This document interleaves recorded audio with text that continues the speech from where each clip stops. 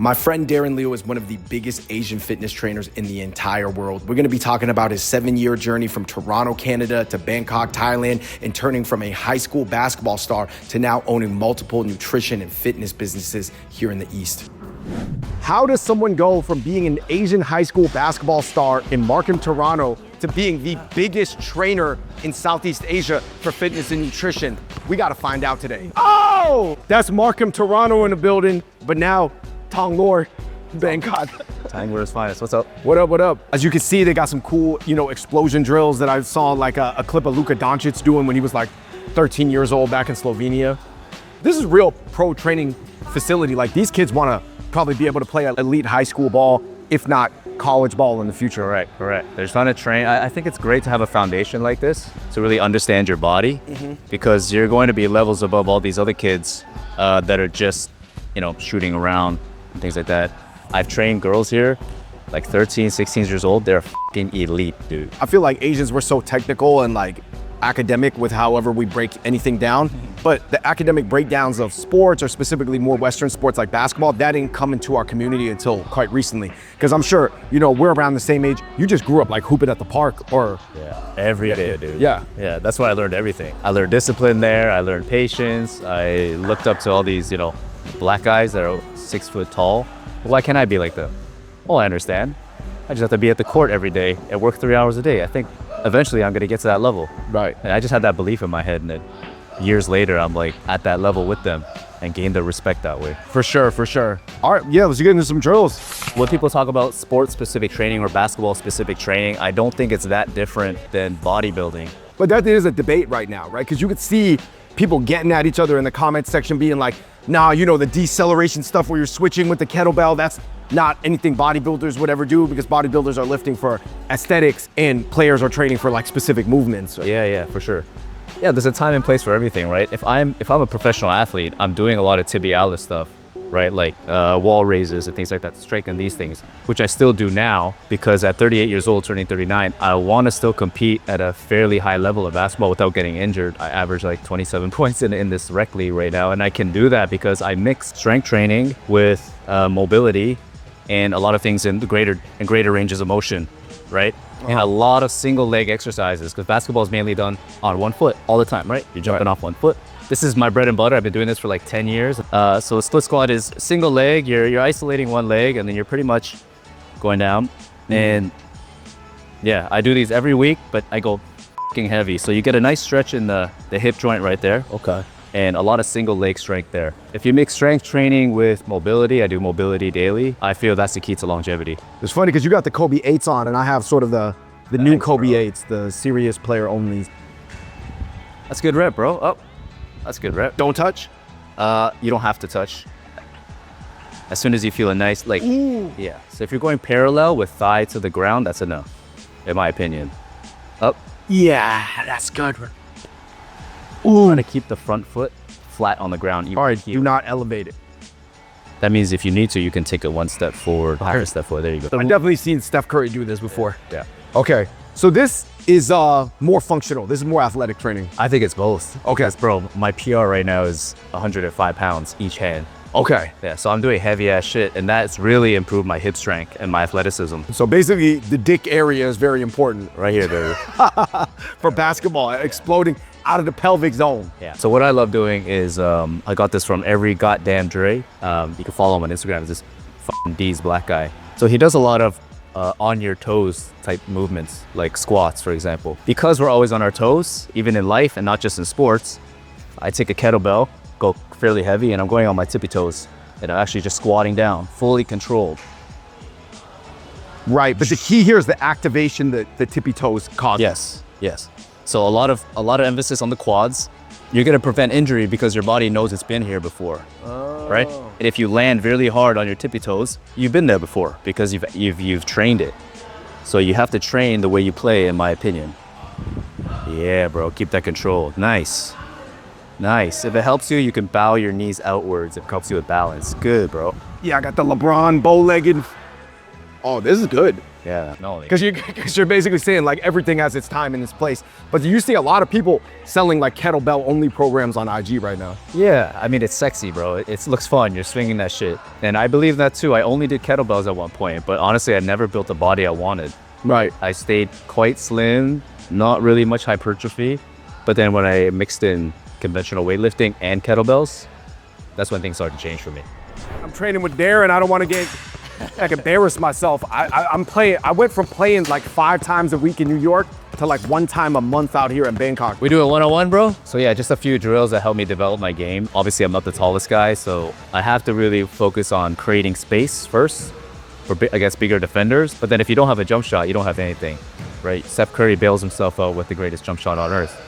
So if he didn't have a jump shot, he wouldn't be the league's leading scorer. Right, and you can't create any gravity for the handles to work without the jumper too. Right. Every drill I do is like a ladder, so I build up, right? So the first one could be like, and pull, right?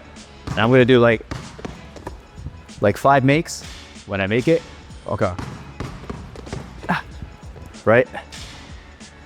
Once the ball hits your hands, you try to bring it up as soon as possible. Yeah. Why is that important? Because in a game, so we can do this drill together. The first one, start on your right hand, pound with right, bap, 2 tweens, pull. Yeah, one a little bit faster. Okay.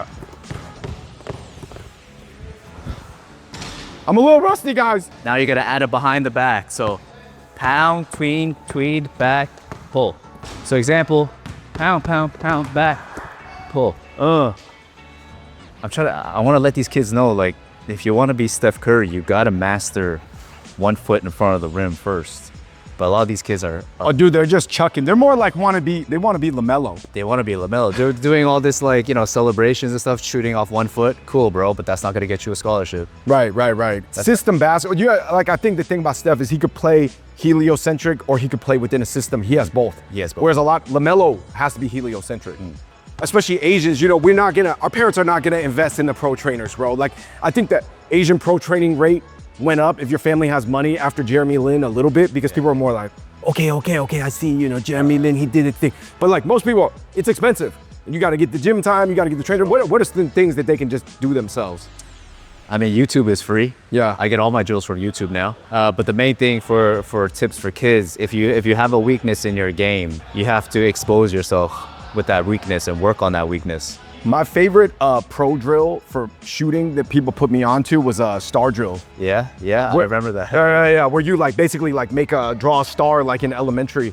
Because I realized that a lot of people when they're shooting around with their friends, they're just like shooting spots, the ball's going everywhere, you don't know where they are. Yeah. But if you do the star drill, it's kind of like predictable where you're gonna be. You're gonna be in the wings, up top, the corner. That's just something that I feel like a lot of kids that are just practicing by themselves, it's just bringing their sophistication of their IQ 1 notch up. Yeah, systems, for sure. Because I love pulling up, right? So I have to master every situation in which I'm gonna pull up. So from a crossover, pull up, right? From a jab step, pull up, right? In and out, pull up, right hand. So that I practice a lot. And my favorite jumper that got me better is my pull up from like that. Right. Something that's legal now in the NBA, which never used to be legal for us, is like the 0 step. So like the extra step that you have. We can never do that, bro. Right. Like, there was sort of the interpretation of the traveling rules have been stretched in 2025. Right? Yeah, our step back was like this. Right. We have to dribble at the same time. But now I could go bam, bam, step back, and shot, which helps me create so much more space. My favorite step back is I'll go tween, and then step back. Right. A lot of room. When you dribble here, your front foot has to be replaced by the same foot to push off. Okay. So after you dribble, it's like push. See that? So if I dribble with my right foot down at the dribble, I can lift it up and then push off of it. Yes. So planting and then replacing. Yes. Once. So plant, boom, shot. Yes, there it is, bro. Bang. Okay. Yeah, so one move was pretty much my signature growing up, is the jab cross. It's very deceiving because you're bouncing this way, but your shoulders and you're facing that way, but you're gonna explode this way. Right. And then once they catch on, you counter. So it's boom, boom, boom, boom. Oh. Right? There's so many things you could do. Pop, pop, pop, and then spin. Right. So many things. Oh yeah, right into the jumper. So if I didn't do that drill, I wouldn't be able to shoot off that hezi. Right. So it's a little bit like the wax on, wax off in Karate Kid, where he's like teaching him the motion and he's like, why am I doing this? And he's like, don't worry, we're gonna do it later. Exactly. It's crazy, and I feel like I love your story so much because you blend so many things that I'm into, whereas I was into the basketball side, and then I got into the working out side, and then I got into the nutrition side. Yeah. And very few people do all three. But I guess for you, you took the nutrition side one more step, and you opened up your own restaurant. Yeah. I wanted to create a place that I can eat at several times a day. So that's pretty much what I did. So it's very niche. It's Thai street food with the highest quality ingredients. The price range is, people say it's quite high. Well, you go on the street and you order kapow. They give you 50 grams of meat. You go to our restaurant, you get 150 grams of meat. So yeah, it seems expensive, but you're getting grass-fed beef from Australia and 3x the protein. Hey man, I'd love to check it out. Let's check it out. All right, let's do it. All right, you guys, we have arrived at the mall that houses your healthy Thai food restaurant.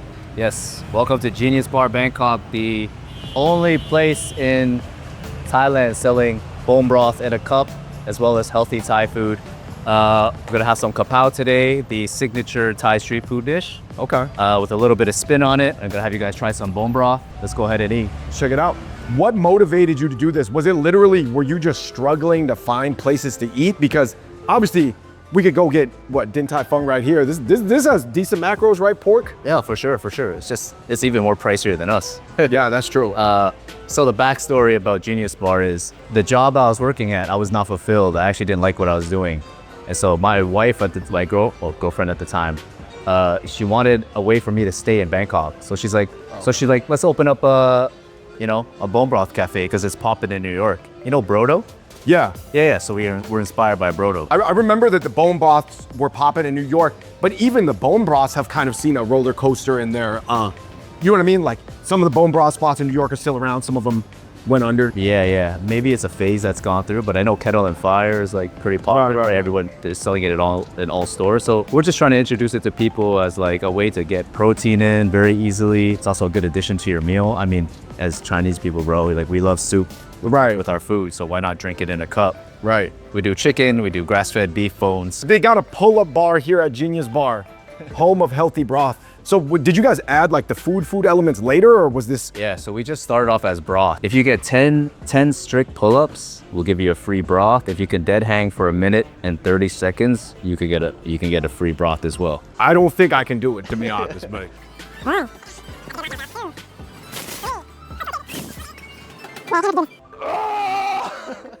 I can't do it. A food menu, you could check, yeah, that's me, that's my wife. And obviously I'm tying my fitness brand there because, gives me a little bit more credibility that I actually care about this shit that I'm doing. Today, bro, I'm gonna get you guys to try pumpkin kapow. What? Now, the reason why I did that is because, when you're dieting, you wanna eat as much food as possible for the least amount of calories. So what better way than to fill yourself up with something like pumpkin? Pumpkin, bro, 100 grams is 25 calories. It's crazy. So we're gonna boil pumpkin and mix it with your kapow. So you get good carbohydrates, you get more fiber, you get a filling meal. Kapow omelet's pretty dope. So it's 2 duck eggs and you wrap it in either beef or chicken. Okay. Typical, that's healthier than Pet Mark. That's healthier than Pet Mark. Shout out to Pet Mark, though. You know all these dishes, right, Win? La King, La. Okay. Our pad Thai fried rice is something we came up with too. We make our own pad Thai sauce for our noodles. Is that noodles in there? Is that noodles in there? No, rice? this is the noodle. Okay. That's a sun. But you guys are using different noodles, the healthy noodle. I wouldn't say noodles are healthy or unhealthy. These are just made out of potato starch. Okay. Wild Alaskan salmon, which you don't get at many other restaurants. And then back to where it all started. Broth. If you're trying to get your fat loss in place, you can just look at the back, plug these into your food tracker, and you're on track. Goodness, the food has finally arrived here at Genius Bar BKK. We were eating this a little bit for a video, but this is the standout item. I feel like this looks significantly different from what I've seen on the market. Yeah, this is something I came up with because I just wanted some more nutritious carbohydrates to add for fuel, but not to add too many calories. And so pumpkin is a really good addition. Okay. For 100 grams, you're getting about 25 calories. Okay, what is the thing about duck eggs? Yeah, duck eggs, because ducks eat a very natural diet, you actually cannot cage up ducks. Really? Yeah, so ducks can only roam free. And so that means they're eating a very natural diet of bugs, Okay. things like that. And so their yolks are much more orange, which means there's just way more nutrients in. That was good. What? Dude, props on that. Props on that for thinking about this. Moving on, a lot of people are gonna be like, dude, I thought you were being healthful, Darren. Like, this is noodles, it's just carbs, it's just like the design of whatever. I mean, but these are potato starch noodles. Yeah. So not saying that rice noodles are inherently bad, but we just wanted a different spin to it, something that's less ingredients. So potato noodles seem like the right thing to do. And Why did you go with like konjac, for example? Like, cause that's even less calories, right? yeah, there are some research that say eating too many cognac noodles is actually not good for you, for the gut. And so we just went with a safer option. This is a little bit more chewy, some texture to it. It was good. Yeah. Honestly, It's not as sweet, right? We don't put any sugar or anything into the pad thai. That's dude, honestly, I mean, I knew it had to be good, but I didn't know it was gonna be that good. Yeah, because it's being successful, so of course it's good. But like, I was like, that's actually like, it's good. Yeah. So we just want people to try it once, because like if you just look at our prices, yeah, you may be a little bit held back. Try the food, and you're gonna notice that taste, quality's there. So after you come back. And last but not least, this is probably one of your best sellers, right? This is, what is this, chicken kaprao? Yeah, chicken breast kapow, organic, hormone-free chicken breast. Very typical street food dish with rice berry plus white rice. But what are you doing with the sauce? Is Fish sauce. Yeah, that's fish sauce. Okay, like it, right? You're not sugaring it up or anything like that, or? Nah, it's just fish sauce and some shallots and Thai chilies. It's actually, people love our fish sauce for some reason. Dude, this was good. Yeah. This was good. Awesome, bro. I'm happy you like it. What has your journey sort of been like? Because a lot of people are moving here now, but you were kind of a early adopter of moving to Thailand, moving to Bangkok. Obviously, there's been different waves of foreigners, but now it's like incredibly trendy. I have to say I'm part of that myself, I guess. I don't like putting myself in that, but I just got here way later than everybody else. What's your journey been like? Yeah, I mean, the thing that has sucked me in terms of staying here is the culture and how welcoming Thai people are. I think you feel it like right when you touch down. Like, no matter what status people are, they're always smiling at you. They're always saying Sadikap and welcoming. Before all the trendiness of Bangkok, that's what tied me down into like, this is where I want to stay, because I feel like I'm at home here. I feel like people always welcome me with open arms. And also this community, bro, like there are so many like-minded people who are starting businesses, who are taking huge risks. I call them black sheeps of the family. You moving here, bro, that's a black sheep move of the family. Right, you're doing something really unconventional that a lot of your friends back home will be like, dude, what are you doing? Like, that's so risky, Like, you could have a good life here. Why are you gonna move across the world? Right. And so there's a lot of people, my circle here is a bunch of black sheeps who just want to like grow. The odd one out, because obviously your boys that you grew up with, you're more than likely the only guy who did it. Yes. And now they're looking at my life now, and they're like, fuck. Maybe I should take some risks sometimes. And I think that's a good thing, man. Like one of us has to take the leap, because no risk, no story, I like to say. Well, kudos to you. Yeah. Where can they check out all your stuff at? Yeah, Darren Liu Fitness on all platforms, YouTube, Instagram, TikTok. Again, this is beef broth mixed with a lot of herbs, and that's chicken broth, I think. Well, I got to say, man, share a lot of similar interests. Your story was certainly inspirational to me, and kudos to you. So everybody follow Darren, follow his journey, follow his one-on-one basketball highlights, and see you around. Yeah, man, pleasure, bro. Thanks for having me on the pod or on the YouTube. All right, guys, make sure you let us know what you think in the comments section below. Comment, check out Tiger Club Elite. That's coming out soon. That's gonna be at camp. Check out Darren's stuff if you wanna get coached by him, all his socials. Until next time, we're out. Peace.